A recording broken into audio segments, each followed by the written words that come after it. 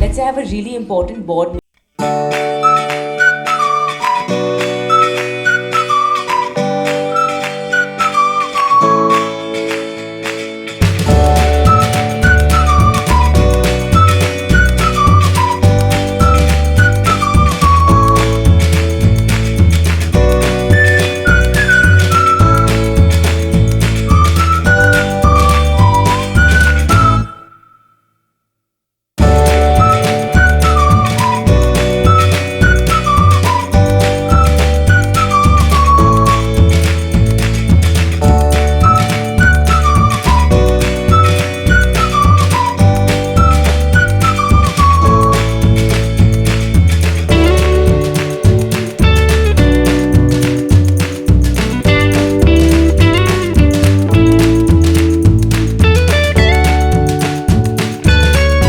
I said namaskar. I thought they're not on talking terms with me. No, I think we all love you and we really look up to you. So can I start with my first question? I think all of us here are relatively ambitious people. I'm surely quite ambitious. And in the midst of all of that, I tend to forget about my own needs. So, what would your advice and guidance be? How does one have a successful professional life while also maintaining a healthy personal life and, taking care of our own wellness? Well, what we call as ambition is a very constipated expression of fundamental human longing.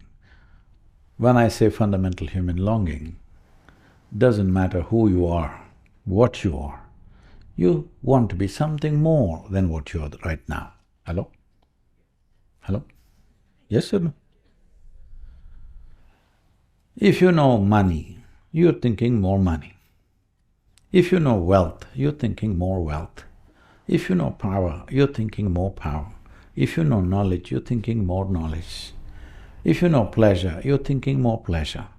Doesn't matter what, currency may be different from person to person, but everybody is longing to be something more.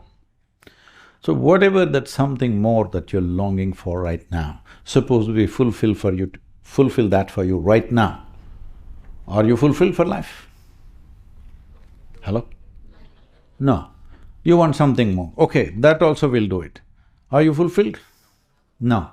That also will fulfill the next one. Are you fulfilled? No. So essentially, you're longing to expand in a limitless way. If you want to become limitless, trying to do it through physical means is a foolish thing to do. Hello? Because the fundamental of physical existence is a defined boundary. We call this a physical body because it has a defined boundary. If I take away all the boundaries of this, it is no more physical, isn't it? So you're longing for something which is boundless through boundaries. Well, life is going to be a frustrating course. It can't be any other way, I'm saying it's fundamentally flawed. So you have a longing to become everything, but your ambition is for something. That's why I'm saying it's constipated. You know constipation means what? It happens, but it happens little by little. Hello? So ambition is a constipated expression of what is a fundamental human longing to expand. So your longing to expand, if you pay attention to it, you will see it is not looking for more, it's looking for all. Hello? When you're looking for all, you can't call that an ambition because you cannot have all in terms of physical having, all right? But you can make everything yours, nobody to stop you. Do you know this? I have made all of you mine, not without your permission. Is that okay? Whether you give me permission or not, I don't care. I've anyway made you mine. Can you stop me? Hello? Can you stop me? No, you think if somebody has to be yours, you have to marry them or you have to beget them or something else must happen. You need a legal paper that they belong to you. No, This planet can be yours, isn't it? Hello? This universe can be yours. It's just a question of, will you allow your consciousness to expand or will you keep it constipated? So first of all, that is ambition. In that, how to balance my personal life and my ambition. See, what you want to do, if it's not your life, why the hell are you doing it? People are always asking how to get work-life balance. I'm saying if what you're doing, your work, if it's not your life, please don't do it. Because if you're reasonably successful in your life, you spend more time with the people with whom you work than your so-called family, yes or no? Day in and day out, you're with them. Maybe only weekends you're seeing family faces Depends what kind of work you're doing, you know But if you're reasonably successful in this world, most of the time you are with people that you work with, isn't it? And if that's not your life, I'm sure it's miserable. It's like, when I first went to United States some 23, 24 years ago, they took me to this restaurant and it said TGIF, whatever. What is it, I asked? Thank God it's Friday. So, then I looked into this, where does this come from? Then all the research says, studies show that 70% of the Americans hate the work that they're doing. Hate, not dislike, they hate it. If you are hating what you do for 5 days of the week, you think 2 days will be fantastic? No, it only overdoses. That's all that's happening. Because you're doing something that you hate. I'm saying, life is such a limited amount of time. In this, where did you get the time to do something that you hate? Why the hell are you doing something that you hate when life is such a brief happening? When I say life is such a brief happening, before you were born, Ananya, how long were you dead? Wow. I don't know. You don't know, endless amount of time probably. And I'll wish you another 100 years. Thank you. Because when it comes to death, nobody is negotiating death, we're only negotiating time. Hello? Yes or no? We are not negotiating whether we should die or not. We are negotiating whether it's today or 100 years later, that's all. So I'll give you another 100 years, okay? But after that, when you die, how long will you be dead? Will I be reborn or… Don't go into all that. How long will you be dead? Those people who died, how long are they dead? They're just dead forever, all right? Forever. Yes. So, you are dead for a very long time before you are born and after you die. It's just a brief amount of time that you're here. In this, why the hell are you doing something that you hate?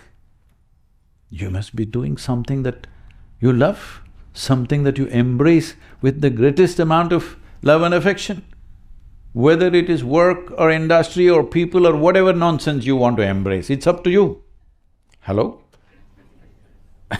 So Guruji, coming to this, I personally have reached a stage where I love most of what I do and I feel very grateful to be in this place. However, I still wonder what's right. So if I can give you an example, let's say my mother's here, so I'm just going to use her as an example. Let's say I have a really important board meeting that I'm chairing tomorrow and it also happens to be my mom's birthday. Now, the decisions that I make for the company obviously affect so many other people who are working in the company. But it's also my mom's birthday tomorrow and I want to be there for her. Let's say I can only do one. You can take her to the boardroom and celebrate along with her. I would love to do… I'm going to do that. That would be great. But what I'm trying to get at is when things like that come up, what is the right thing to do? Or is there nothing right and wrong and it just depends from situation to situation? This is something that I really struggle with. I think this is what I meant by personal and professional. See, when we say personal life, whether it's our parents or our children or whatever, it is not the volume of time that we spend with them, it's about how we spend that time with them. So I've raised my daughter with my little finger of involvement only, but she thinks I've been a fantastic parent to her, all right? That's her experience and that's all that matters. I know I only let my little finger involve myself with her because rest of it was all involved with my work. But with little finger you can do a lot. It is the quality of what you do, it's not about how much you do. Wow. We have to raise that quality. Wow. Yeah, that's really nice. I think it's becoming quite commonplace, especially in Gen Z, to do more than just… Hey, what do you mean, Gen Z, you're the last generation? Sorry, Guruji, it's just a word that I've gotten off. I know my sister's part of the Gen Z and she's No, 19. I know what that means, but what I'm saying is, when we say A of life, we mean beginning of life. When we say Z of life, we mean end of life. When you say I'm Gen Z, it's not sounding good to me. That's actually, if you think about it like that, it's actually quite unfortunate. Hopefully, they're not the last generation. So, I've personally noticed that we tend to do more than just one thing. And given that I'm trying to balance a career in both business and music, is this something that you think is sustainable, or should we as individuals be focusing and giving our all to just one field? See, whether I can ride 2 horses at a time or 1 horse at a time is a question of my competence, isn't it? If I can effectively do it, you can ride 10, what's the problem? But if you're going to fall between the horses, better ride one. That's something you must make a decision. It's not about right and wrong. It's a question of you invest your life and time and energy into something, how effective and impactful will you be? Because when we do activity, whatever the nature of our activity, I'm asking you a simple question. Suppose you make music, do you want to make music that nobody wants to listen to? I would love to ideally make music for myself. No, don't get all so complicated. I'm asking you a simple question. If you make music, do you want to make music nobody, including yourself, want to listen to? No, no, no. You want people to listen to it. When they listen to your music, if they sit here with tears in their eyes, that's a day, your music, huh? Isn't it? Do you want to write a book that nobody wants to read? Do you want to make a movie nobody wants to see? Do you want to cook something nobody wants to eat? No. So essentially you must understand human activity is relevant only in terms of the impact that it causes. So, if you can be impactful doing 10 things, great. If you cannot be, choose what's your competence, right? Thank you, Guruji. That personally really helped me. I hope this was relevant for some of you. There are not many musicians out here, it's okay. So, given there's this elephant in the room, and many… Who is that guy? You talking to me? Given all the biking and everything, I think you're a huge inspiration for all our fitness levels. Given the corporate conditions, many people are being asked to leave their workplace. And this is, as a young business person… Leave means fired. Yes, laid off, yes. Due to, not due to incompetence, but due to the fact that costs need to be cut to meet the needs of the company's… Changing situations. Absolutely. Now, in a situation like this, of course, as a young business person, it really hurts to see that, you're affecting the livelihoods of… Please fire some more people, I'm looking for attrition. I can give lot of work, no payment, but lot of work. We are a volunteer organization, we're always looking for people who are willing to work for nothing. I think everyone seems very happy and that's the end goal, so it's lovely. But how do we… It's a battle between the heart and the mind. And it's a moral… For me personally, it's a moral issue. So how do we reduce this conflict, which is good for all versus good for majority? See, there are many changing situations, always there are. You said, we got into a different tangent on that. You said right now this generation is facing so many things. I'm telling you, you are facing the least number of challenges if you ask me. Because never before humanity had this level of comfort, convenience, technological empowerment. Never before in the history of humanity were human beings ever this comfortable and this much convenience. So you should never complain, this generation, what shall I call you? S? That means if you use that, only 26 alphabets are there. Let's call you whatever, 100x, all right? Because numbers are limitless. If you go by alphabet, somewhere it has to end. So, never before these kind of comforts and conveniences ever been there for human beings. Never before food and survival has been this well organized. Unfortunately, still there are many people in the world, there are famines in the world, there are droughts in the world, unfortunately it's there. That is not because of lack of resource, not because of lack of food. In 2012, I think, in 2012, the study shows that in that year, we were producing food, enough food for 18 billion people on the planet. But we were only 7-something at that time. But we had food for 18 billion people, still 30% of the population is hungry, they have not eaten properly. So, this is not because of resource, this is because there is no care and concern in our hearts. We have not felt for other human beings. Now I'm glad at least you're feeling something, I'm glad about that it hurts you to know that somebody is going to be troubled in their life. It's very good.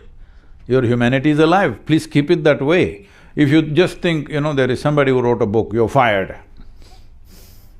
You don't know who? You don't know? So, it's not fun to throw somebody out. If we have to relieve somebody, we'll have to do it because there's a picture of a larger well-being. But you should not enjoy those things. That shows you're lacking humanity. Hello? Suppose I have to put you into some little bit of trouble, at least I must have some trepidation that unfortunately I have to do this. I enjoy it. This is sickness. Yes or no? Sometimes we are forced to do certain things. Because world is not all properly balanced like this, it's never been and never will be. Many times we are at advantage, somebody is at disadvantage. At least you must have some feeling, even though you can't fix it. Many times you can't fix it, at least your heart should breathe a little bit. If that stops, you've forsaken your humanity, please don't do that. It's all right, you fire 100 people today and you go suffer tonight, please do that, it's good. It's good for you because deepening your sense of humanity will come a long way in your life, in many ways. But there are ways to settle this. For example, my example may not go well with your kind of business, but anyway, I'm telling you. For example, when pandemic came, all our activity came to standstill because all our activity is mass, people gathering. So we couldn't do that for over 2.5 years. So, largely we are a volunteer-run organization, but other kinds of, labor and there are other things which are hired labor and also there are accountants and this and that which are… where certain talent is needed, we have many hired people. So, the only way was to relieve them because the foundation was sitting there without any revenue. So, first thing I did was, I curtailed the food of all our people, including myself. I said, let's eat far more simple than what… we eat only 2 meals a day. In that, I simplified. Because at that time, nobody knew how long it'll last. There were predictions, it will last for 3 years, 5 years, like this. So if it happens for 5 years, where will you go begging for food? Because I have over 5,000 people living with me, this is my family, close family, This is our nuclear family, 5,000 So, these 5,000 people have to be fed, it doesn't matter what happens to the foundation. So, first thing is we simplified the food. And next thing is we told everybody, please, we will have to relieve at least 30% of the staff We don't want to do that. Instead of that, everybody take 30% cut in your salary. We will make it up when things pick up. Everybody willingly took that cut. So we never fired anybody, we never relieved even a single person, but everybody went down to… their salaries were cut by 30%. I'm saying there are ways to negotiate situations rather than simply blatantly doing things. That will happen anyway. If it hurts you a little bit, you look for a solution. Not always the same solution, there may be different solutions. It's a great insight for all of us here to find some sort of middle ground so that, we will… Sadhguruji, you spoke about suffering. When it could be anything, right? It could be pain, it could be grief. Of course, it's very important to feel it, but how much do we feel, and then at what point do we distract our mind? Why do you say it's very important to feel it? This is the little learning that I have. I feel like the only way out is through. But I may be totally wrong. I thought you heard in the video, I said, the only way out is in. I know, I heard that actually, and I was going to ask you about that as well. But how much of our pain should we be feeling? How much of it should we be distracted? Occupational therapy is something that we do. There are things like social media and all of that, our work. What's the right balance there? How does one go about doing that? You don't want to self-loathe in an emotion and, feel… so that's something that I struggle with sometimes. You're not talking about physical pain. No, I'm talking about emotional. Yes, I get you. Right now, my right knee is in a little bit of physical pain, little meniscus, but my left knee is joyful, okay? So that keeps me joyful.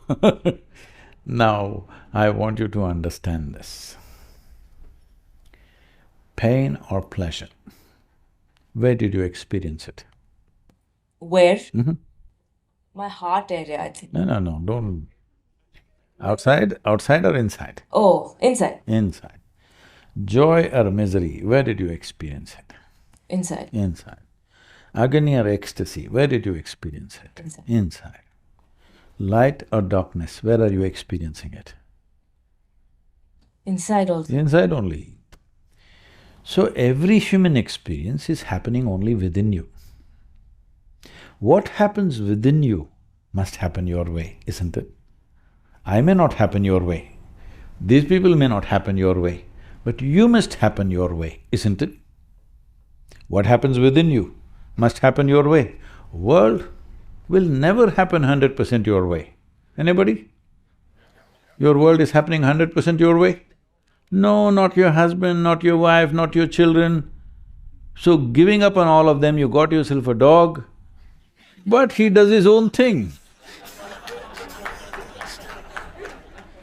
Even they do their own thing these days. So nothing ever happens 100% your way when it comes to the world. If 51% is happening your way, you have the controlling stake, okay? That's good enough. 51%, good.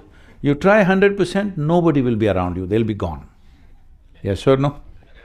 If somebody around you tries to make it their way 100%, will you be there? You're gone, it doesn't matter who they are. So, you must understand, nobody and no situation ever happens 100% your way. Little bit my way, little bit your way, little bit somebody else's way. It's good, because if everything happened your way, where do I go? I'm glad it's not happening your way. It's happening little bit your way, little bit my way, little bit somebody else's way. But what happens within me must happen my way, isn't it? Hello? So if this happened your way, would you keep yourself blissful or miserable? Or would you have managed some space for grief, pain, this, that nonsense? No, I would choose… I don't know about all of you, bliss, right? Choose blissfulness or misery. Please choose, I'm going to bless you. Blissfulness, I think we all agree. So if you had a choice, that's what you would do. How did you lose this choice? You lost this choice because you have no distinction between what is you and what is around you. Wow, okay. You've lost the distinction. If you know this is me, Here you do what you want. Here you keep this blissful. Outside, sometimes happens our way, sometimes doesn't happen our way, some things go the way we want, some things go right against us, all kinds of things. The more your spread of activity, more things won't happen your way. So if you want 90% of your life at least happening your way, you must just live in your bedroom. There also cockroaches won't listen to you, mosquitoes won't listen to you, they do their own thing, all right? I'm saying the moment you think, world should happen my way, otherwise I can't be there, you will just limit the scope of your life, that's all that'll happen. If you understand this will never happen your way 100%, but you can push it in the direction that you want to whatever extent you can, but this one must happen my way. So you already chosen its blissfulness. Make this blissful, just get into the world and see. Some things work, some things don't work, everything is fine with you because you're blissful. Now, your experience of life is determined by somebody else and something else. Now you're a slave. Now you're terrified of everything. Now, in knowingly or unknowingly, you make yourself into a very constipated life because the fear of suffering. If you are joyful by your own nature, if you're blissful by your own nature, you have no fear of suffering. Only when you have no fear of suffering, you will walk full stride. Otherwise, you're just half a step all your life. Don't do that to yourself. And how do we overcome fear of suffering? You don't have to overcome fear of suffering. Suffering is caused by you. See, I can take a pin and put it… I won't, I'm just saying. I can take a pin and put it in your body right now. I can poke you. You can cry or you can laugh, the choice is still there, isn't it? Absolutely. Somebody whom you love very much, if they cause pain to you, don't you laugh? Hello? Hello? Your child beat you up in the face, not intentionally, but like that. Didn't you laugh? How nicely he smashed you up he peed on you. Didn't you laugh? Because it's not about what they're doing, it's about how you're responding. Your life or your experience of life is determined by either you're responding to life or you're compulsively reacting to life. This is the difference between being conscious and unconscious. If you're a conscious response, this one will happen the way you want. If you're a compulsive reaction, this one will happen the way they want. Thank you, Guruji. I didn't point at anybody, I pointed there, okay? I think many of us, our companies have a larger vision of achieving something, of creating impact more than just financially or maybe even financially. And then there are individuals which make up the team. What's the best way to align everyone to that larger vision? I must tell you, this happened somewhere around Delhi, not in Delhi, close to Delhi. Almost 15 years ago, I'm doing an event for one of the, the top mega multinational companies. So one of the top companies, top 25 of their management are there. And I have 9 volunteers with me. Our volunteers are always on their toes. Nobody needs to tell them what to do, what not to do, they're simply on. So these people see on the second day, they ask, Sadhguru, where do you get such people? Because they're looking for attrition. Then I say, you don't get them, you got to make them. How do we make them? I said, you must make them fall in love with you. How do we do that? I said, first you must fall in love with them. Oh, they don't pay us for that. So when you're looking at life if you're looking at life as a transaction, you will not be a life, you'll be a marketplace. A marketplace is always dependent on profit and loss. Life is not like that. Life is a progression of experiences, all right? But if you made your life into a transaction, then the question is not about how much you have, what you got, where you went, no. Just before this Save Soil movement, I was campaigning in United States for support. At that time, around me, there is one young man. He's behaving like his tail is on fire. I said, hey, what are you up to? Sadhguru, I want to make $1 billion, I want to make $1 billion. I said, that's all? You come tomorrow morning, I'll give you $1 billion. Really? I said, yes, you come tomorrow, I'll give you $1 billion. He had 8 friends with him who were sitting quietly. I said, see these 8 guys, I'm going to give all of them $10 billion tomorrow morning. Sadhguru, why they're getting 10, I'm getting… Arey, you wanted only 1 just now. Now $1 billion is valuable only if others don't have it. If everybody has it, it's not enough. So essentially, you enjoy what other people don't have. This is not joy, this is sickness. Hello? You enjoy what others don't have, is it joy or sickness? It's sickness. If you give up this sickness, you will do the best that you can do in your life. Am I the best? There is no such thing, all right? There is no such thing as the best. The best that you can do in this life, if the times in which you live allows that, that's a great benediction. Because lot of things that we are doing are a consequence of the times in which we exist. Yes or no? If you were here 500 years ago, would you be talking all this corporate stuff? No, definitely not. So it is the times in which we exist which has allowed us to do certain things. Let's do our best. That is, whatever potential you have should find expression. If you're doing something significant, where do you have the time to see whether this guy has it or not? If you see what you're doing is very significant, you don't have time to see who's got what, who doesn't have what, and whether they have it or don't have it doesn't make a difference because what you're doing is significant enough. So if you understand what is significant enough, every other barrier will be crossed. You know, we are a volunteer organization. Can I say something, volunteers? I take permission. Volunteer organization means nobody is trained for the job, okay? Everybody is enthusiastic, everybody wants to do everything, but they're not trained for the job. And you can never fire them for inefficiency because they're volunteers, you didn't hire them, all right?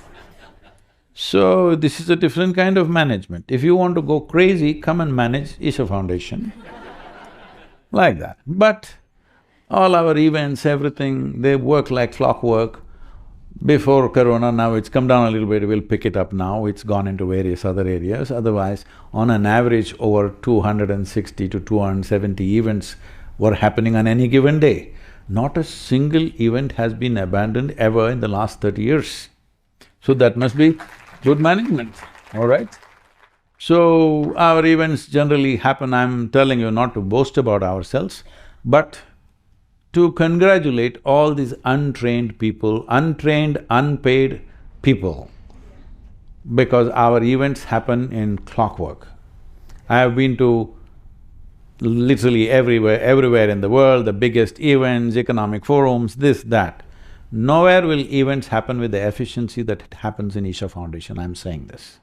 I'm saying this as a congratulation to all of them, because that's a level of dedication to the process that they're doing. They may not be qualified, but they're devoted to what they're doing, which makes a huge difference.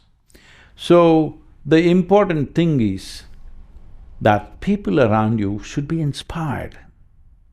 They must see that they're doing something significant in their life. If I don't ever pay them, but even if you don't pay 1 month's salary, they won't mind if they're doing something really important.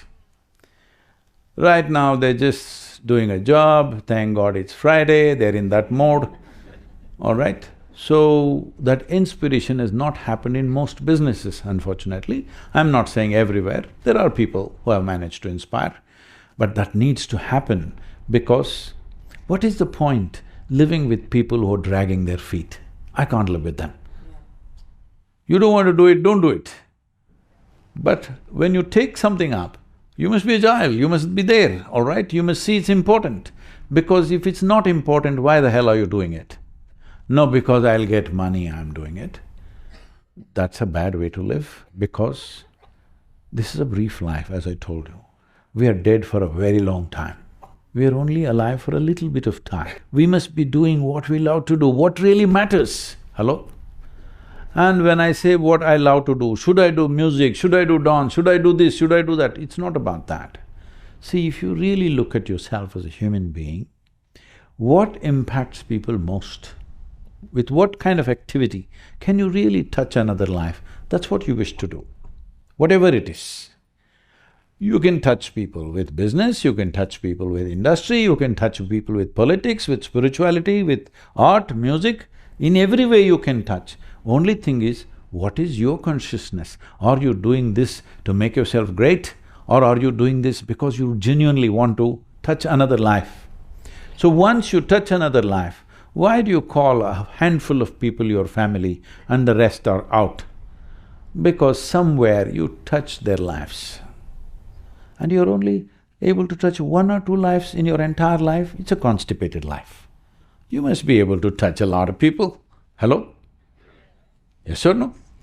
You must be able to profoundly impact lots of people, then everybody feels like family to you. So if everybody is feeling like family with you, or family means not in the usual structure, I'm saying they're really, looking up to you because they know what you're doing is significant and it's significant for them, they'll do their best and of course you'll pay their salaries.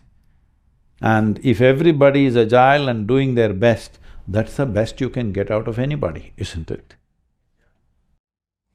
Guruji, you had mentioned that leadership means partnership, cooperation, mentoring and support and not dominance, which is lovely. I guess, how do we as leaders keep our ego in check? Where is your ego? Show me, I'll fix it right now. Where is it? Somewhere within my system, I guess. Where? Tell me, is it in your foot? No, I think my upper body somewhere. I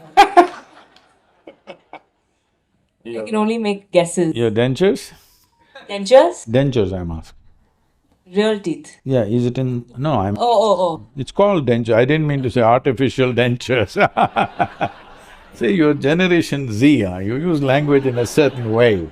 No, Guruji, I'm not Gen Z. I'm a millennial, I think. You're Y. I'm Y. So Y is a good generation. Somewhere in the No, middle. Y is a good generation. Whatever you see, you ask why. That's a good generation. Very true. We do question a lot, I think. I don't know if it's a good thing or a bad thing. Question is never a problem. As I told you before we came here, people are always saying, Sadhguru, can I ask any question? Because I don't want to ask a wrong question. I say, how can a question be wrong? Only an answer can be wrong. That's my problem. I may say something wrong. When you're asking a question, how can you ask a wrong question? Is there such a thing? That is only in the, high school examination, they asked you a wrong question.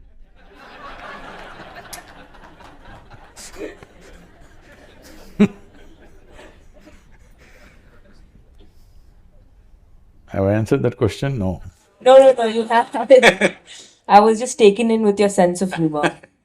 So, see, leadership means people think it's power. No, leadership is a sacrifice. Leadership is a larger embrace of life. When you sit here and think, your thought is not about, like this young man was saying, I want to make $1 billion. This is personal ambition. If you're a leader, you're thinking how you can make a difference for all these people, all right? Whoever is in your perspective. So leadership means, in some way, you sacrifice so many things. Other people eat on time, leaders don't eat on time. Others sleep on time, we never sleep on time. We don't know when food and sleep will come to us. We don't know where we will sleep. If I sleep on the same pillow 2 nights, it's a luxury, all right? Well, people may think this is fantastic. Yes, it is, if you feel it that way. But if you think you're doing somebody else's work, it can become terribly burdensome. Hello? It can become a killing process.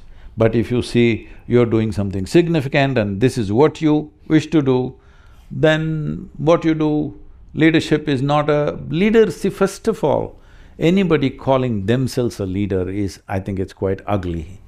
You never say, I want to be a leader.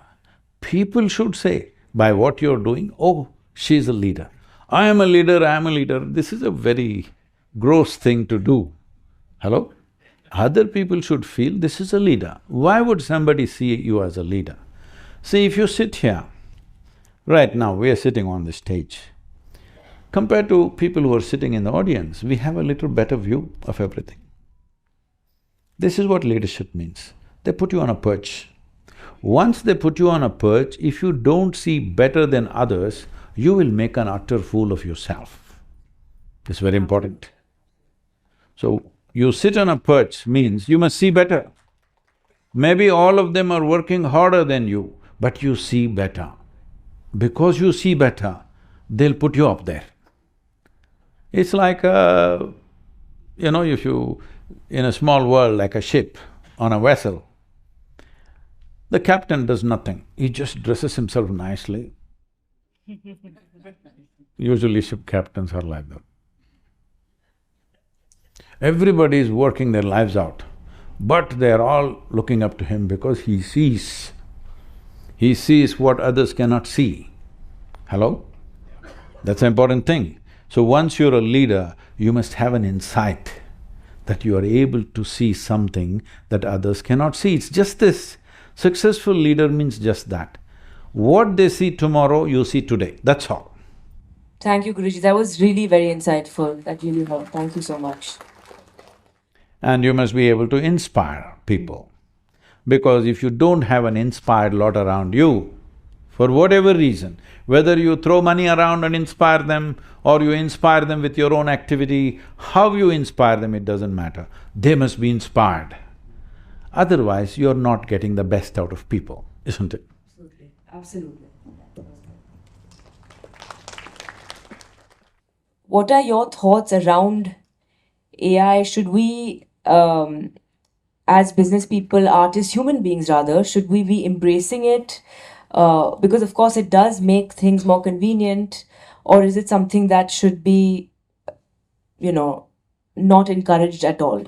See, in 2017 and 2018, I was invited for a lot of artificial intelligence conferences. I said, why me, I'm not an artificial intelligence, why… I'm not a technical person, why are you calling me for these artificial intelligence conferences?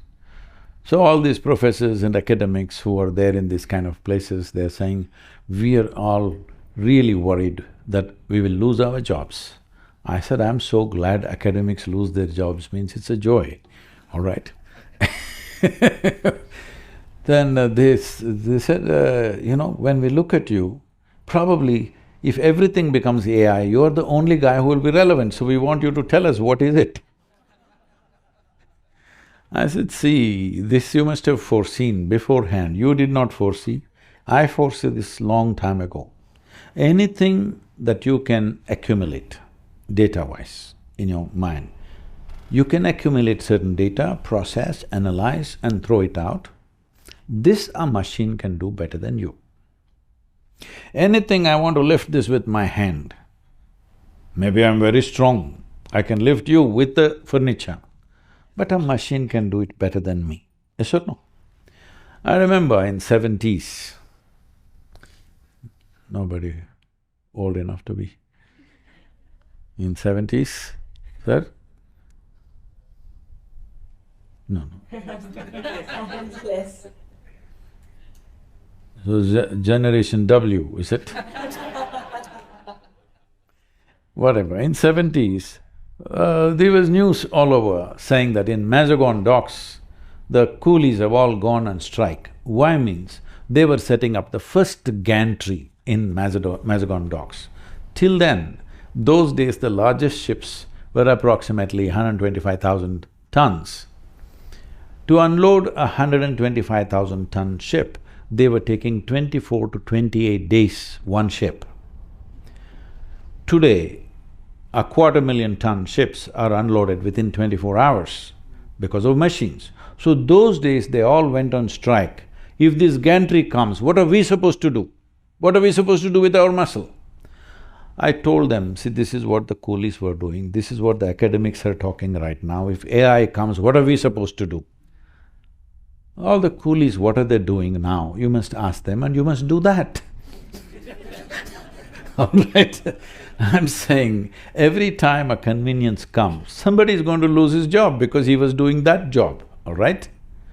So with AI comes, essentially, I would like to move towards a world where nobody has to do any work for their living. Living is taken care of because machines do everything. What you want to do, only that you do. Fantastic world, or no? Hello? Right now we have everybody working, especially in the West if you go, people ask me, what do you do for a living? I said, I breathe. Hello? For a living, what are you doing? Right now, their idea is because you have, put your life on lease, doing something just to earn a living. It's a terrible way to live, that you work 365 days, all your life, just to earn a living.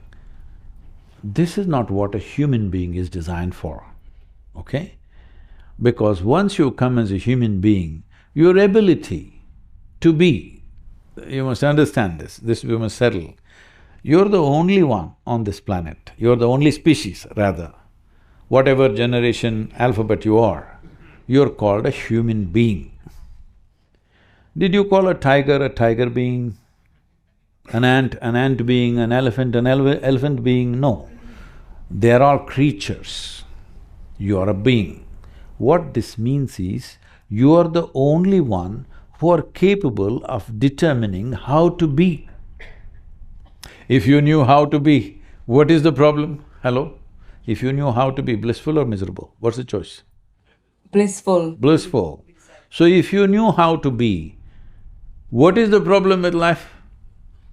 Whatever you can do, you will do your best, and when it's your time, you go. Hello? Yes or no?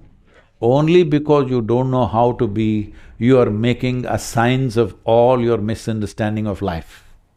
I'm gonna just put another question in, because I'm selfish, I'm being greedy.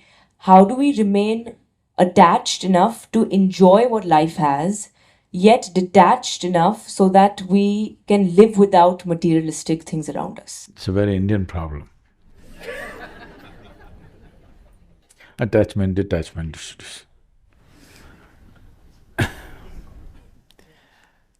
So, how to be involved and not entangled, that's a question. Yeah, thank you. See, people are saying, because they are reading Bhagavad Gita with half a brain. No, because they all say only my left works, my right works, whatever. People these days it's fashionable to say my left brain says this, my right brain says this, so half a brain is working. With that they read Gita and they come to their own conclusions, that Krishna said you should not be attached. You forget about what he said or he might not have said. Look at his life. Is he an embodiment of involvement or is he detachment? Involvement, isn't it? Absolute involvement in small things, big things, everything. He's absolutely involved. You're accusing that man of teaching you detachment. This is because you're looking at everything with your half a brain. They're openly admitting, people are admitting, my left brain says this, my right brain says that. So half a brain shouldn't make such conclusions about everything. With a full brain, you still can't make conclusions because the nature of creation is so complex. If you spend 1,000,000 years here, you still won't figure out one thing from the other. Right now you were talking about you being tiny and significant at the same time. See, where this cosmos begins, where it ends, neither the religious people know, nor the men of science know. Yes or no? Nobody has figured it out. So in this seemingly endless cosmos, beginningless, endless cosmos, here we are sitting on a tiny little mud ball that we call as planet Earth. And the damn thing is spinning and traveling at a tremendous speed, and we are sitting here nicely and talking all this. This is definitely not our making, isn't it? Hello? Not our making. And we have no clue in this cosmos where exactly… Do you have a geodrop? You know, the Google drop you have, where you are in this cosmos? No. You have no clue whether you are at the end of the cosmos, beginning of the cosmos, being crushed by something or thrown away somewhere, you don't know anything. And we are fine. Hello? We're quite fine, isn't it? So this is the nature of our existence. Countless number of people before you and me, you're Z, but ABC, all those people, they've all come and gone. When they lived, they also thought they are great men. They also thought they're very smart. They also thought they're very significant.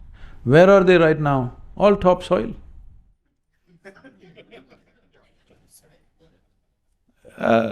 Not you, me also. This also will be topsoil. Me too, me too. Much later, 100 years later. But this also will become topsoil in a little while.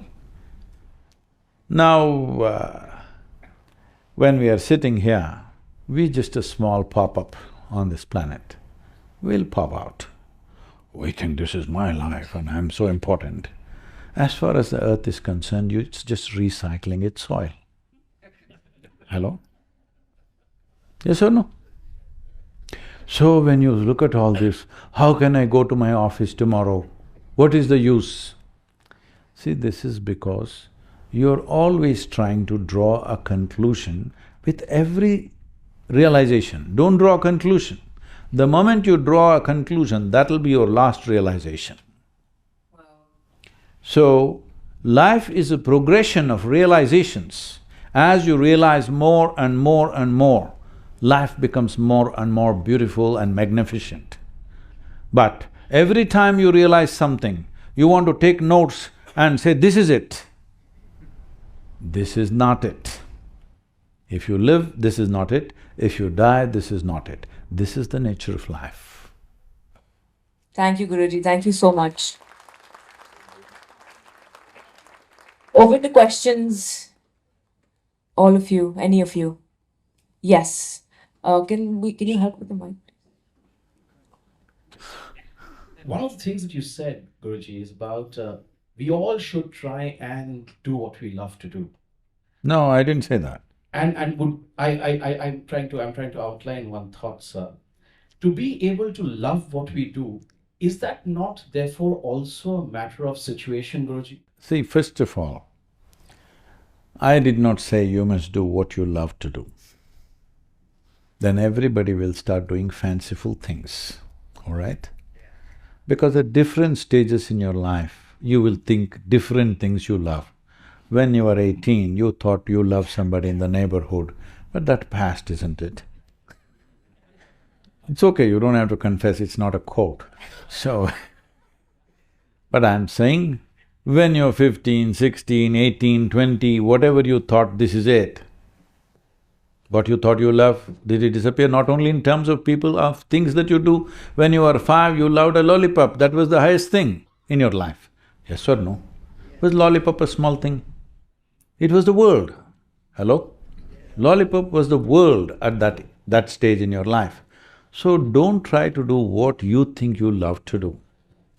See, if you are a foolish person, you will do things that you suffer. And you think you're doing great because you suffer for everybody. No, your suffering will never bring well-being for others. If you don't know how to keep this one joyful, how will you create joy for anybody for that matter? This is a lot of miserable people taking on this role. I am miserable because I want everybody to be happy. This will never work. If you're an intelligent person, you will do reasonably what you like to do. But if you unfold your genius, you will see that you can do anything. Anything that is necessary today, you can do it joyfully. Instead of looking at it that way, we already sort of established this, but the question anyway came up. See, if you had a choice how to be, you also said blissful or did you say miserable? Blissful. So if you're blissful, whatever is needed you will do naturally, isn't it? This activity or that activity, what difference does it make? See, people come to our center, they say, Sadhguru, I'm qualified, I'm a doctor, I'm this kind of PhD. I say, all right, work, cut carrots in the kitchen, because today that's what is needed, not that we're taking pleasure in putting them there. Today that's what is needed, other things are being taken care of, nobody to… carrot cutters are missing, you cut the carrot, all right? So you don't think that is less, like I must tell you this. One 12-year-old boy writes a letter to me, a 4-page letter, this is a few years ago. And he writes a long letter saying how, he wants to make his life, how he doesn't want to be like his parents and just earning a living and da-da-da. I was just surprised, a 12-year-old boy. This is too mature for 12 years, the kind of letter he's written to me. I said, I want to see this boy. So then he came. Then I said, all this is fine, but why are you thinking that the way your parents… because your parents are stupid, that's why they produced you, all right? Hello? If they were so smart as you wouldn't be here. Yes or no? If they had the same thoughts and they were as smart as you are, you wouldn't exist. They were stupid, so they produced you. And now you're talking all this, and now you want to do big spiritual things, there's no such thing. See, understand this. See, our temple, the Analinga temple, a meditation place, opens exactly at 6 o'clock, on the dot. People will wait like this, when it comes tuck, they'll open the door.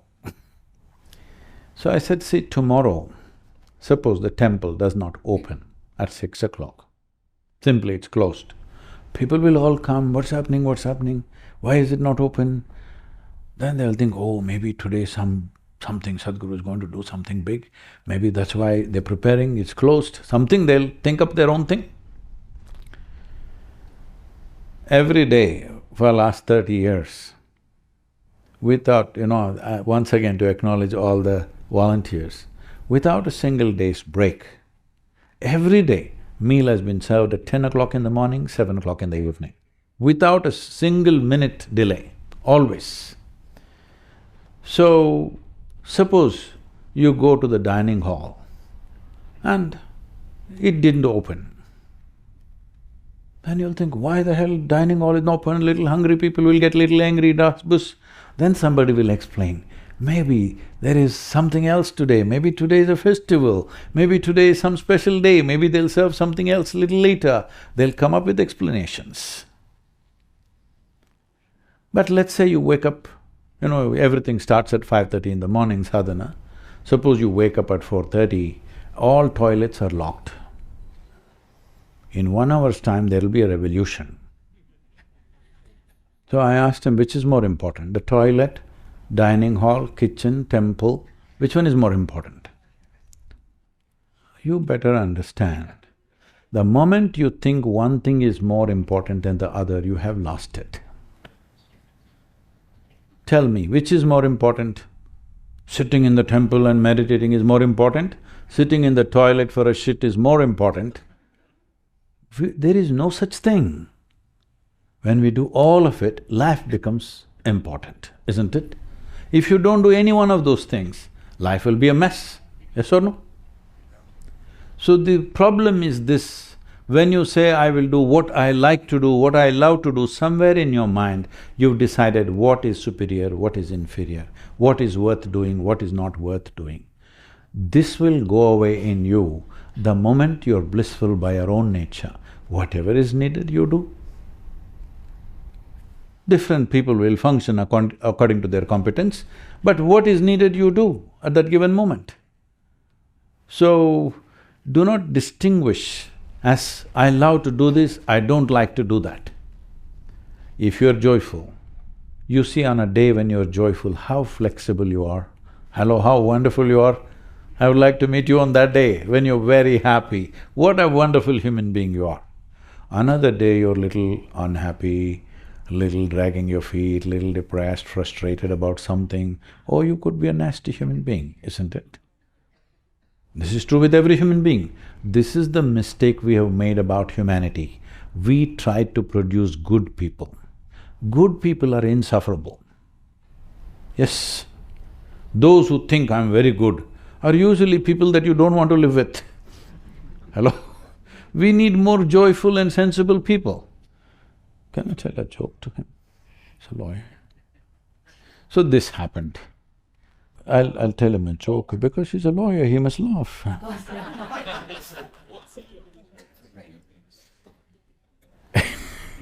Because it's a dreary, serious place, where he goes. So on a certain day, Shankaran Pillai called his 3 sons.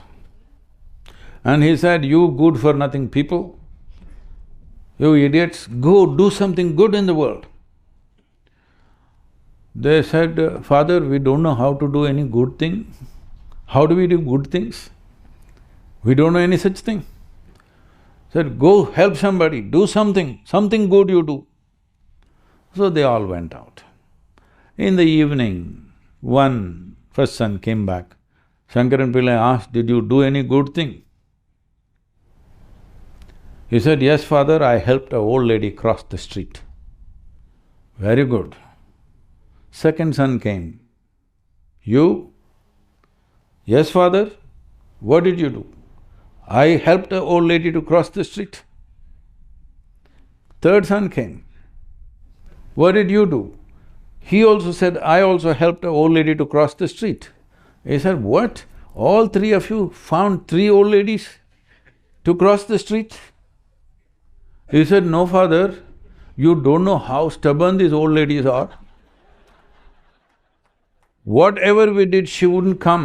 We also called our cousin, Ramu. Together all 4 of us held the 4 limbs and made her cross the street, but she wouldn't." You can do good things like this. Anyone else? Is that okay, Guruji? I'm a professional comedian and I also do executive coaching. My question is, how can I improve my skills in engaging people better and improving how they have their learning journeys? See, if you understand you're very stupid, you can be funny. If you think you're smart, it's very hard to be funny. No, people are not getting it. See, the thing is, as we already went through, we are a tiny speck in this universe, da-da-da. We don't know a damn thing. Hello? We've assumed all kinds of things. We've assumed and invented all kinds of things to somehow bring some solace to ourselves. We don't know a damn thing. This is the fact. Yes or no? Neither religions nor science knows a real damn thing about what is life. We know a few things for practical purposes. Beyond that, we don't know anything. How is our existence happening here in the middle of nowhere? No, God created us. Well, you must be a nursery school child to go with that story. Anyway, the important thing is, if you really look at existence, if you look at one leaf, if you look at it for one whole life, you will not still understand it. You're pretty stupid, isn't it? If you understand that in the larger intelligence of this existence, your intelligence is such a puny little thing, then you will be funny naturally. If you think you're smart, then it's very hard to be funny, because if you cannot laugh at yourself, how can you laugh at somebody? You'll be sick if you simply laugh at other people, isn't it? How do I find that perfect spot between contentment and chasing an ambition? Basically, the reality of my life and the expectation that I have of it. See, contentment means containment. Why would you want to contain yourself? Because you're afraid if you overstep, you may suffer. This is what I've been talking from the beginning. If you know how to be blissful by your own nature, one thing that happens to you is you have no fear of suffering. Only when you have no fear of suffering, you can walk full stride, no problem. Because what happens outside of you does not change the experience of your life. You know, we're doing huge projects around the world. Whatever we can do, everything. People around me sometimes say, Sadhguru, if you take this, we don't know whether we'll do this, whether we'll be successful in making this happen. I said, why are you worried about success? It's about doing what we think is needed. It may work, it may not work. Anyway, shall I tell you my problem? Can I share my problem with you? This happened. This is the 40th year that I'm teaching like this. It started in 1982. So, on that day, I just sat in one place and suddenly I exploded into an ecstatic state where like every cell in my body is dripping ecstasy. And I thought I'm sitting there for 10–15 minutes, but when I opened my eyes, about 4.5 hours had passed. For the first time, tears, me and tears were impossible. Tears to a point my shirt is all wet. I'm sitting there for 4.5 hours, dripping ecstasy, there's no way to describe this. I'm a super skeptical person at that time. I'm a hardcore atheist at the time. And then I shake my head and think, what's happening to me? Maybe I'm going off my rocker. Then I ask my closest friends, something is happening to me. If I close my eyes, I'm gone. Come on, what did you pop, tell me? Those were the days of mushrooms and this and that. Come on, what did you take? Where did you get it? I knew there was no point talking to anybody because there was no context to what was happening within me. I am not raised in any spiritual whatever. We were not forced to practice any religion at home, very agnostic kind of family, so I've barely ever been to a temple or a puja or anything in my life. So I don't know anything, all I know is I've hit a gold mine. If I close my eyes, I'm gone. So this started happening more and more. In about 6 to 8 weeks, it got established like a living experience. Then I sat down and made a plan. I was only 25. I sat down and made a plan. On that day, the world's population was 5.6 billion people. I just thought, who wouldn't want to be absolutely ecstatic for no reason? Simply, if you close your eyes, you're gone, boom. Who wouldn't want it? I couldn't imagine one idiot on the planet who wouldn't want it. So 5.6 billion people, I made a plan, in 2.5 years' time, I will make everybody blissful. Here I am 40 years later. Population has become 8 billion, generation Z has come, XYZ, whatever.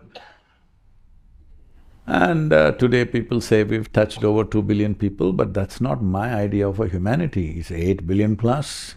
So, I'm destined to be a failure. I will die a failure, I know this.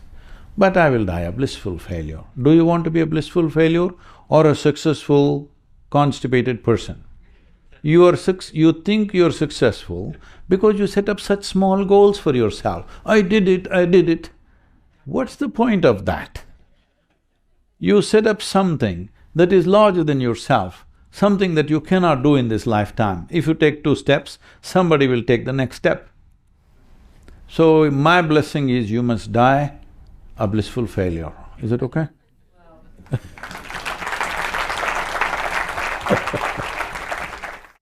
They say try and understand a human being and understand what others think about you. And my struggle is, am I looking at others to understand myself, or do I try and understand myself? Is there a way to understand self? So this is a choice you have. Please sit down, I'm sorry. But you must rephrase your introduction. This is not a small question, okay? So, this is a choice that you have with your life. Do you want to understand this life or do you want to experience this life? This is a choice, make that choice first. Because You thinking, I understood life. Anybody who thinks they have understood life, they've just drawn their own conclusions, that's all. People who think they understand life, everybody around thinks is a bloody nutcase. Yes or no? You experience your life. If you experience your life, are you experiencing it in a joyful way or a miserable way? This is the only choice you have. As I said earlier, the problem with us is, we have always been, the religions of the world especially, not so much in this culture, but the religions of the world have largely been talking about understanding life. In this culture, we don't understand life. We just want to profoundly experience our life. How to make our experience life more profound than the way it is right now. This is the goal of this culture. But we've become so much westernized. See, all of you are in jackets, though it is summer, so we are very westernized. So, because of that, we are thinking of understanding, we are thinking of being good human beings. We don't need good human beings. Because people who think they are very good, they're the ones who do the most terrible things.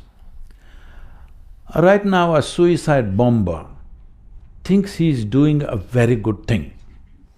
If he did not think so, he wouldn't throw his life at it, isn't it? Hello? If he thought he's doing a worthless thing, would he sacrifice his life? He believes that he is doing a very good thing. So please don't do good things, they are dangerous. If you're joyful and sensible, do the most sensible thing around you, do the most appropriate thing around you right now. Because our actions are relevant to the times in which we exist. It's not independent of the times in which we exist, yes? All our actions are not independent of the times in which we exist. It's not all ours, it is where we are. Accordingly we act. So this is your action. We are always trying to fix the action. You must understand, action is a consequence of how you are. But today your education is training how to act. Nobody is telling you how to be. Because of that, no matter what you do, in the end you're confused. See, I don't know if you've been around people who pass, you know.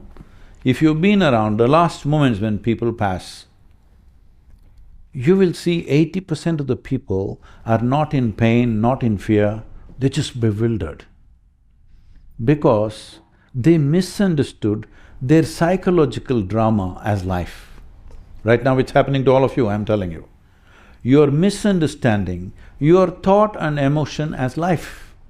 This is your drama, you can play this drama whichever way you want. If you're a good director, the drama ends the way you want. If you're a bad director, it goes out of hand. It's your drama, isn't it? Hello? Right now, what dialogues are going on within you, it is your drama or no? Are you a good director that you will make it the way you want? Or are you such a lousy director, it just runs away by itself? So you're misunderstanding psychological drama as life process. You will pay for this. But unfortunately, most people don't realize this till the last moment comes. You will see they're bewildered because life didn't even begin, but it's getting over. This is what is happening. No, this is not what should happen. You must experience your life. What is there to understand? What will you understand? You will draw conclusions, isn't it? Life means this, life means that. Can I tell you a story? This happened. In 1924, there was a bishop in the Greek Orthodox Church. Greek Orthodox Church, they have their own pope in Istanbul. It was Constantinople at that time, but they've become a small group now. At one time, they were a very influential group. So this bishop, being in Istanbul or Constantinople, you know, it's on the Silk Route, all these exotic stories from India and China washing across the Bosphorus, he's been hearing so many things about mysticism, mystics, all kinds of yogis and variety of things. So he always had this desire, he wanted to go to India and meet a real yogi or a mystic. But being a man of cloth, he couldn't decide where he goes. Time passed, he was over 60 years of age. Then he got an opportunity to come to India. He came to southern India. He had a good guide who took him somewhere and said, if you go up this mountain, he gave some directions and said, there is one cave where there is a yogi, he is the man for you. So our man, bishop, walked up. Mountains are not kind to you unless you kept yourself well, you know. You may be very fit in the city, once you go in the mountains, it's a different story. So our bishop went huffing, puffing, then he reached this place. In front of a cave, a yogi was sitting blissed out. So he had been told, if you see an Indian yogi, you must prostrate. But you know, there are objections. So with great difficulty, he went down and scraping his knees and making all that fuss, he got up. Yogi heard this commotion and slowly opened his eyes and smiled. Then the bishop asked, can I ask you a question? The yogi said, by all means. Then the bishop asked, what is life? This is what you're asking right now. Now he's over 60 years of age, now asking what is life. You should have asked this question when you were 8. When you were 8, you have the intelligence to ask this question. But maybe you were too playful, you did not ask. At least when you're 16, you should have asked, because that is the time questions will plague you. You somehow dodged that also. Now you are over 60, you're asking. Good, better late than never, at least you're asking now. So when he asked, what is life? The yogi went into raptures. Life is like the fragrance of jasmine upon gentle spring breeze. So, what? Fragrance of jasmine upon gentle spring breeze? My teacher told me, life is like a thorn. Once it gets into you, if you sit, it hurts, if you stand, it hurts, if you lie down, it hurts. For most people, it's become like that, isn't it? Whatever they do or they don't do, it hurts. If they do something, it hurts, if they don't do that, it hurts. Then you are saying life is like fragrance of jasmine upon gentle spring breeze? So yogi said, that's his life. So I'm saying, this life, what you call as life, is not a defined quantity. You can make it what you want. This is the beauty of our existence. Instead of making it a profound experience and a constant exploration, you want to define. Because if you want to understand, you must define, isn't it? You cannot understand something which is not defined. The moment you're defined, you're already in a box. No, I'm being gentle with the box, you understand? Yeah. It's been absolutely enlightening conversation and just made me think and just wonder that sometimes you have a perception of what you think you are. Then there's one perception of what people think you are. And then there's a third of what you think people think you are. You're thinking too much.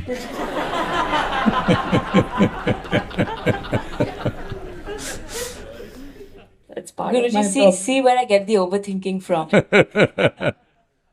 No, there is no such thing as overthinking. Yep.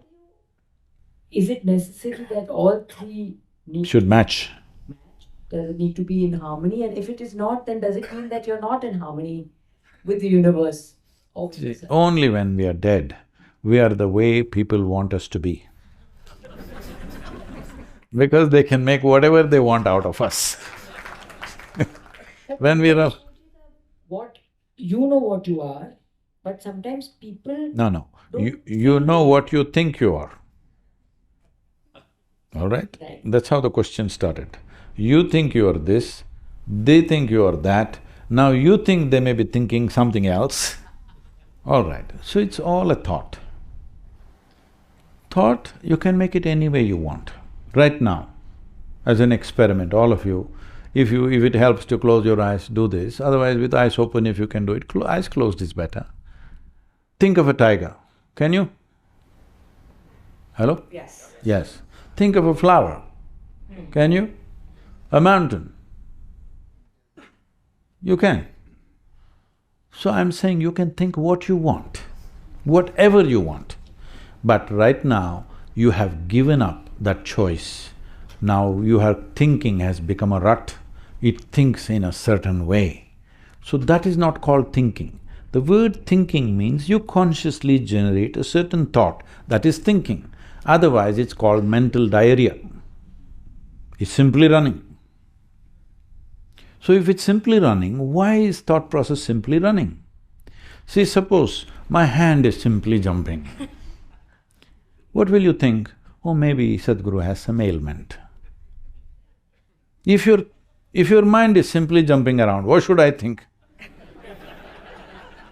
Same thing, only thing is, nobody else can see. That's the only comfort you have, but that's not true. If somebody pays enough attention, they can see. So, this is not one person's problem, this is because there's a fundamental flaw in how we perceive ourselves. When I say how we perceive ourselves, what we call as our body. Were you born like this, ma? Just like this? You were just this much. Smaller? Yes, she was also small, you can't believe that? Oh, my mother small? No. No, she was only this much. Slowly it became this much. How? How? What made it like this? Food that we eat, isn't it? So what you call as my body is accumulation of the food that you've eaten. The food that you've eaten is just a piece of the planet, isn't it? We get it now, it's great. Otherwise, one day when they bury us, we will get it anyway. There's no problem about realization. When will it happen is the only question. If it happens soonest, we'll live one way. If it happens latest, we die one way, okay? So, body is an accumulation, am I correct? Yes. What you call as my mind, this is an accumulation of impressions that you have taken in. What you see, what you hear, what you smell, what you taste, what you touch, from this you have accumulated so much. Anything that you accumulate can be yours, can never be you, isn't it? Right now I'm sitting here, suddenly I pick up this vessel and say, this is my vessel. You will say, it looks like Sadhguru has a problem. Why is he saying such a thing? But then you say, okay, let us listen some more. Everybody says he is wise. After some time, I say, this is me. Then you'll say, let's go. Because this is a clear case, isn't it? But this is happening to you every day. Food appears on your plate, you say, this is my food, you eat it and then you say, this is me. You are thinking the accumulations that you have as myself. And this is not stopping with body and mind. It is going to clothes, it's going to home, it's going to family, it's going to friends, it's going to wealth. You slowly start thinking all that is you. The moment you think of yourself as something other than what you are, your thought can never stop. It will go on endlessly, awake or asleep, it'll go on. If you release yourself from that wrong identification of believing yourself to be something that you are not, it'll become still. Then when you want, you can think, just like your hands. When you want, you can use it, when you don't want, you can keep it here. This is how all your faculties should be, isn't it? Hello? When you want, you can use it, when you don't want, you can keep it here. This is when a faculty is useful. If it runs all over the place, it is not useful. It is more of a nuisance. What is it that human beings are suffering? They're suffering their own intelligence. If you take away half their brains, they will all sit peacefully. Yes or no? They're trying to do that to themselves. Some people are soaking it in alcohol, some people are using some chemicals. So once their brains don't function, they feel peaceful and blissful. No, no, with full potential you must feel blissful. Disabled, you feel blissful, what is the point of that? Yes or no? You disable yourself and feel peaceful or blissful, it's no meaning. It's just like rest in peace. When you're dead, everything is peaceful. Others are also peaceful, you're also peaceful. You're alive, fully on, and you're blissful. This is important, isn't it? Because life is a bloody brief happening. Don't ever forget that. You think it is long only because in some way you have made yourself miserable or made life process burdensome. See, on a given day, if you're very happy, that day, 24 hours, poof, went off like that, isn't it? Like a moment. Another day, you're a little frustrated, depressed. 24 hours feels like a eon. So only miserable people can have a long life. If you're really joyful, before you know what's happening, it'll be gone. It's so brief. For what potential a human being carries, if you live 100 years, it's nothing, it'll be gone before you know what happened. So, the thought process going the way it is, it's not about what I think about myself, what I think about you, it's not about that. It is compulsive thought process. Compulsively, it is happening. This compulsiveness cannot be countered with anything other than consciousness. If there is darkness in this room, Mama, you must look at me, darkness, If there's darkness in this hall, if I give you the task of kicking this darkness out, even if you are a big whatever kung fu fighter, you can't kick it out, isn't it? You just switch on the light and it's gone. That's the only way you can deal with it. So this is the only way you can deal with compulsiveness, only with consciousness. Consciousness means just this, that an intelligence beyond memory is alive within you. What did you have for lunch, Mom? You can tell me. Appam, oh, you come from Kerala. All right. Appam doesn't look like you. Appam doesn't smell like you. Appam doesn't taste like you. But you eat it, and in a few hours' time it becomes you, isn't it? So there is an intelligence within this which can make an appam into a human being. What a transformation in 4 hours' time. Yes or no? Suppose I take a appam in my hand and make a human being out of it, who would you think I am? God himself, creator himself, isn't it? If I take a appam and make a human being out of it, you would think I am the creator.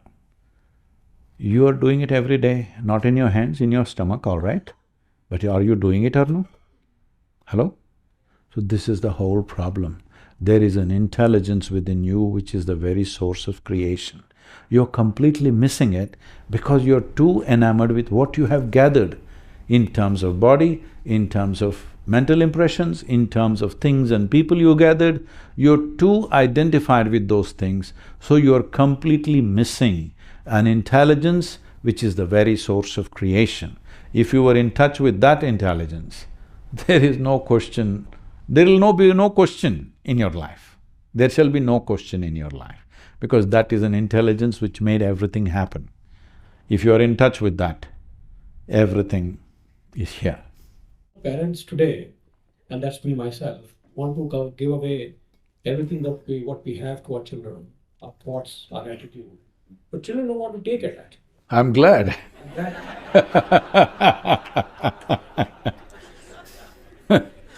I am glad that you have reasonably intelligent children who are not taking up your thoughts and your attitudes. And that creates a conflict at home. So how do we create a better, harmony at home? See, if you wanted that your children should be just like you, then, that is possible if you were some other creature. That is not possible for a human being. Your children need not be like you at all. They must think, live and do something that you could not imagine. So when they do something that you cannot imagine, you will freak, all right? You're freaking, not because they're going wrong, you're freaking because they're not like you. Because when they're not like you, they're not your property anymore. They never were your property. You must understand, you only give them a body, you can't create a life, that's not your making.